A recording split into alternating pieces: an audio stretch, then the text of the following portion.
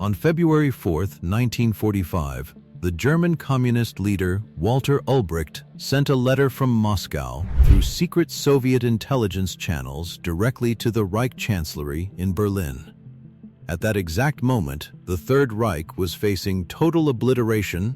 The Red Army had just established a bridgehead on the Oder River, a mere 40 miles from the German capital, while British and American bombers were systematically turning German industrial hubs into ash. Ulbricht's letter was an astonishingly bold ultimatum. Recognizing that Germany had lost the war, he demanded that Hitler immediately transfer all dictatorial powers to him so he could begin the rapid, top-down communization of the country. In return, Ulbricht offered a bizarre set of compromises designed to appeal to Hitler's desperate desire for survival and vanity. He promised that Hitler would be retained as a special advisor, allowed to keep Joseph Goebbels and Hermann Göring as subordinate advisors, and be granted a comfortable apartment in Berlin. However, the bargain carried strict clauses. Hitler had to immediately vacate his massive office in the Reich Chancellery and forfeit his beloved Alpine retreat, the Berghof, to Ulbricht. But a small, ordinary wooden table would be placed in his former office, where he could sometimes sit near the new communist leadership. Crucially, the letter insisted on the immediate arrest of Reichsfuhrer SS Heinrich Himmler and the total dissolution of the SS.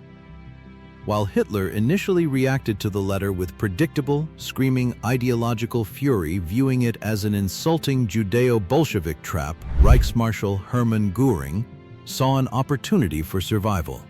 Between February 5th and February 11th, Göring relentlessly worked to convince Hitler to agree to Ulbricht's conditions. He argued that the Western Allies intended to utterly erase the German race through carpet bombing, and that a radical strategic merger with the Soviet East was the only way to preserve the German population. Broken by the defeats Germany had suffered in the war, Hitler finally capitulated. On February 12, 1945, Hitler stunned his remaining inner circle by officially signing the Salvation Decree, accepting Ulbricht's terms in full. By the morning of February 15th, the secret document had been transmitted back to Moscow, setting the stage for the political handover. The transition escalated into immediate violence on February 16, 1945, when Walter Ulbricht arrived in Berlin under heavy Soviet escort. Because the decree mandated the destruction of the SS, Heinrich Himmler's loyal divisions attempted a localized military coup to seize the Chancellery and execute Göring. However, utilizing Gestapo files provided by compliant Nazi bureaucrats, newly formed joint security brigades composed of regular German Wehrmacht soldiers and arriving Red Army detachments swiftly crushed the uprising. By the evening of February 17th, Himmler was arrested by his own officers and handed over to Soviet custody. On February 18th, Joseph Goebbels rolled out a massive, overnight propaganda blitz to pacify the stunned population. Fusing Marxist class warfare with German nationalism, Goebbels pioneered a new national Bolshevik rhetoric. Nazi swastikas were retired and replaced by hybrid banners featuring Soviet stars alongside traditional German imperial eagles. Goebbels famously broadcasted a nationwide address declaring that National Socialism has naturally evolved into state socialism, uniting with our eastern neighbors to defeat Western imperialism. Between February 19th and 24th, the economy was violently restructured. Hermann Göring became the ultimate economic collaborator, using his intimate knowledge of the Third Reich's infrastructure to systematically nationalize heavy industries like Krupp and Siemens, transforming them into state-owned enterprises. On February 22nd, Göring signed the directives handing over his own massive industrial empire to Moscow as immediate war reparations, ensuring that the economic transition bypassed years of standard post-war reconstruction. By February 25th, The initial political handover was complete. Walter Ulbricht sat authoritatively at the main desk of the Reich Chancellery running the state, while Adolf Hitler sat quietly at his small, ordinary wooden table moved into the corner of his former office.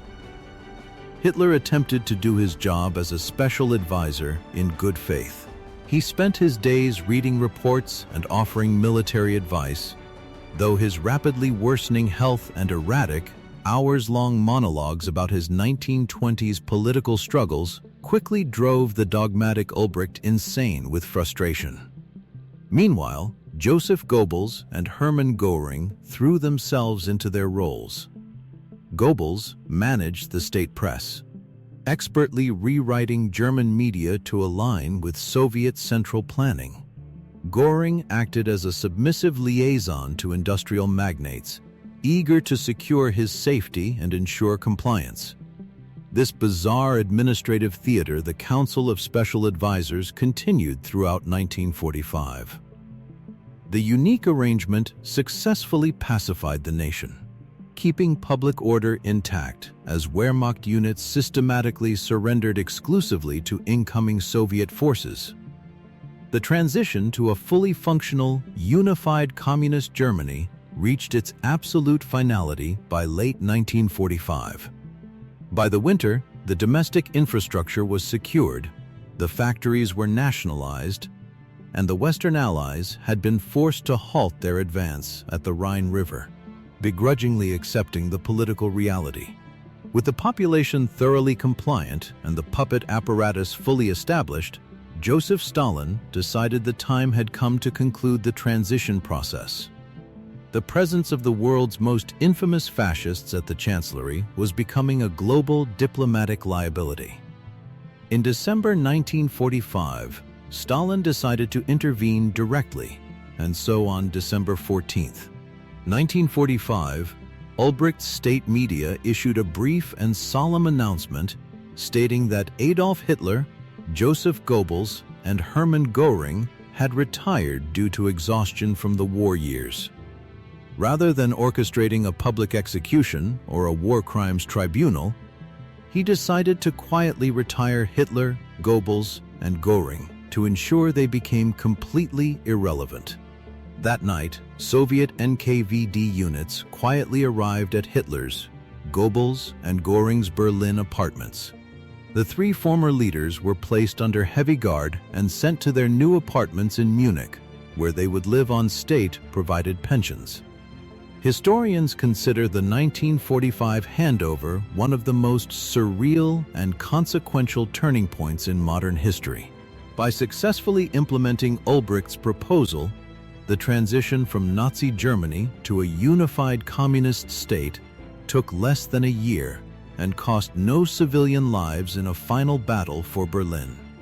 On April 19, 1946, Ulbricht officially proclaimed the unified German Democratic Republic spanning from the French border to Poland. With its industrial infrastructure completely intact and the Wehrmacht instantly converted into a massive German Red Army, the secret deal effectively handed the keys of Central Europe directly to Joseph Stalin on a silver platter, rewriting the geometry of the Cold War forever.